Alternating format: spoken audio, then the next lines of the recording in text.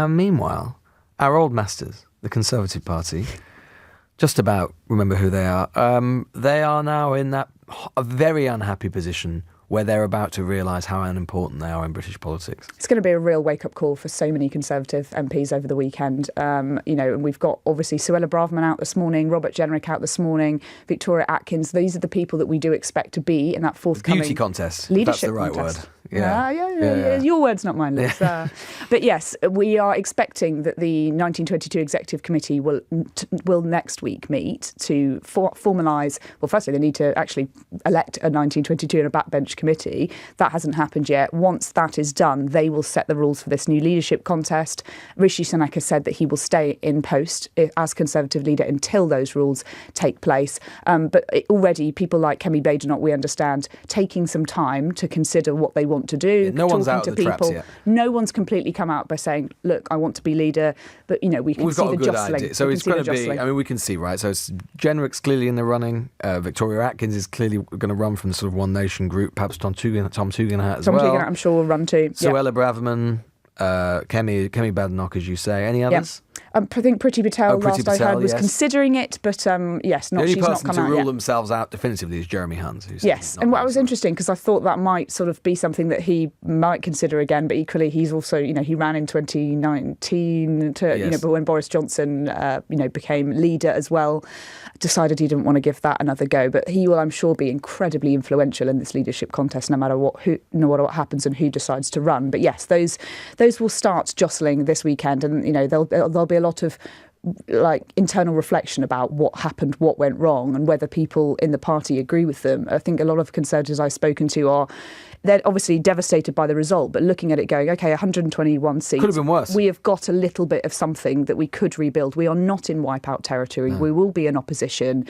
And they were close to being wiped out. I mean, it was really... the margin was very fine in lots of seats. Exactly, 5% in some of the seats, according to some of those latest polls that we saw. And like I say, some of them, Reform absolutely splitting their vote in so many areas. But yes, for the next, I think, couple of weeks, we will see some reflection, some, post-mortem, some analysis of exactly what went wrong and how. And then we'll have the MPs jostling for position for that leadership contest. Truly, truly devastating night. We lost a hell of a lot of support. We lost a lot of MPs, very hard-working MPs, many of them who will have done they're a bit in their patch, and actually nationally we failed. We've lost a lot of support. There's a lot of reflection to be had now by the party that needs to sit, look at where we went wrong, listen to what the message that the voters have given us, and do our job as opposition to scrutinise what this new government's going to do. In 2019, we were talking about the sort of rebirth of the Conservative Party in many ways, particularly in your part of the world. We talked about the destruction of the Red Wall. Every single Red Wall seat that the Conservative Party won in 2019 is now lost. The Red Wall has been completely reassembled. Did the Conservative Party fail to capitalise on that moment? I think. Do you know what? I think there's a lot of things to look back at and learn lots of lessons from. But do you know what? However bad it might be, we've got to look at what happened to Labour in 2019 and what they've done now and how those things can change. We've got to go out there, listen, and listen to the message that the public have given us. Do you think Rishi Sunak ultimately bears responsibility for this defeat? I think there are lots of things that happened in the last few years that created the situation that we found ourselves in. I'm sure that Rishi has some responsibilities to take for some of it, but I think as a party, we've got a lot of responsibility to share amongst us. But if you had to pinpoint one thing, because obviously there's always going to be myriad things, isn't there? Always, with any defeat or indeed any victory. But if you had to point to one thing, what would you say it would be? So I think it would be really foolish to try to point to one thing, because I think give us a couple then. Give us a couple then. Well, I think, do you know what I mean? I think when you look back at what's gone on in the last few years, we've had a lot of infighting. We've had a lot of issues with, some people will point to the Truss era. They'll point to the fact that we changed leaders so many times. We stumbled, we tripped, and we've ended up flat on our faces. Do you think you should have stuck with Boris Johnson? At the time, that was very much what I was saying. Do you know what? We didn't, did we? So we find ourselves where we find ourselves. Do you think you would have been in a different position? It's the job of the government. Do you think you'd be in a different position now if you had done, if they'd listened to you?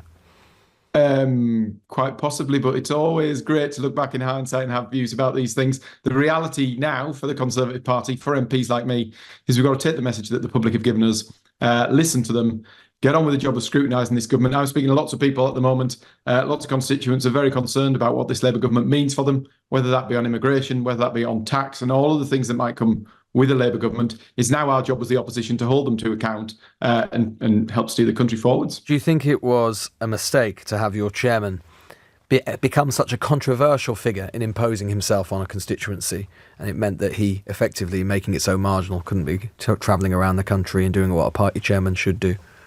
I don't think it's really for me to comment on individual selections, but in real terms, members got a say in that selection. Members should always have a say in that selection.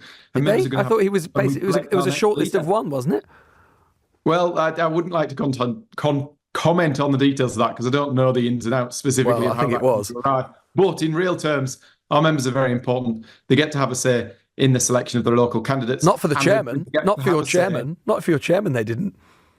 Well, they did. What, when there was a short list of one? Had a meeting where they decided who they were selecting, but I don't know the ins and outs of everything that went on in that individual selection. But within the Conservative Party, actually, members have a much greater say than in many other political parties. And that's what we're going to do now when they select our next leader. What, in terms of, obviously now the Conservative Party's got to decide on what it does in terms of selecting a new leader.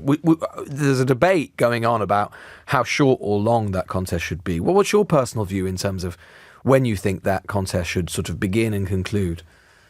I think now is the time for the party to reflect. It's for us to listen. It's for us to get amongst it and take what the public have said. It's also time for colleagues to come together, and that's exactly what we're going to be doing. We're going to be coming together in 1922. We'll look at what's gone on. We'll look at how we learn the lessons of leadership selections past to deliver a new leader in the best possible way and make sure that members and MPs have a say in that. But would you like it to see, I mean, because you could do it very quickly, but you could let it go on over the summer, maybe even include the Tory party conference in that. What do you think? Do you think it's time to sort of take a deep breath, take some time, or to get on with it? As an individual, I'm quite happy for us to take some time, reflect on things, see what's on offer. I think it's too early to really speculate on who it's going to be, how quickly it's going to go. But I think it's right that the 22 reflect on lessons of previous leadership selections and take into account the views of members and members of Parliament. And would you like to see Rishi Sunak stick around for that whole period as acting leader effectively, or leader of the opposition until that's concluded? I don't see any reason why he should be going now. I think we should be looking, making the right decision about where the future of the Conservative Party is. And if that takes a little bit longer, then so be it. Suella Braverman has said that the party deserved to lose. Do you agree with that analysis? I think, do you know what? The thing with politics is I don't think it's necessarily always fair. I don't think people always deserve to lose or deserve to win. I think that sometimes, democracy is a funny thing. There's lots of consequences to what happened the other night. People can love MPs or hate MPs and they make decisions about that. But one of the things that didn't deserve to happen is all those many members of staff who work as caseworkers, who work as researchers, who help vulnerable people in constituencies across this country, who all lost their jobs. They certainly didn't deserve to lose their jobs. There are big consequences for a loss like this. Deserving to lose, we got told by the public what they thought of us. We've now got to go away and reflect on that. But she was saying that the party had, in her view, become insufficiently conservative and therefore it deserved to lose. So would you share that analysis? I would say it's for us to reflect on and consider as we move forwards. But you must have an idea. I mean, do you think it was insufficiently conservative? I think the conclusion is that we didn't give the public a reason to go out and vote. That's why turnouts were down. That's why people didn't support us. That's why we've lost that support. What that is remains to be seen, and is something we're going to have to engage and find out and come back with a better offering for the British public. And finally, I mean, how do you think, obviously Reform have clearly taken some of your vote, or taken some of Labour's vote as well. It doesn't just take Conservative votes, but it was clearly a factor in your defeat. How should the party deal with Nigel Farage and Reform going forward?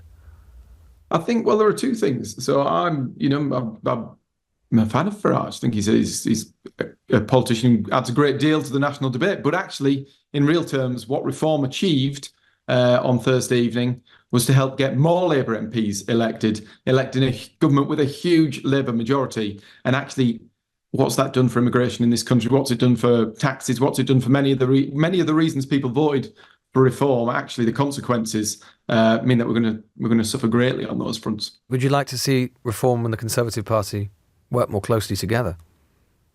I think people need to consider what they're voting for when they vote. They need to consider what the consequences are. The consequence of voting reform on Thursday was to give the Labour Party an even bigger majority with a huge blank check that's going to have consequences for this country going forwards. And Farage joining the Conservative Party, being invited in to try and unite the right, is that something the Tory Party should we just be thinking about at some point? I think that, it's probably for a discussion for somebody other than me, but I think previously the Prime Minister said that he would welcome Farage if he wanted to come and look at joining the party. And so would you? I would. You know what? We're a broad church. The broader, the better.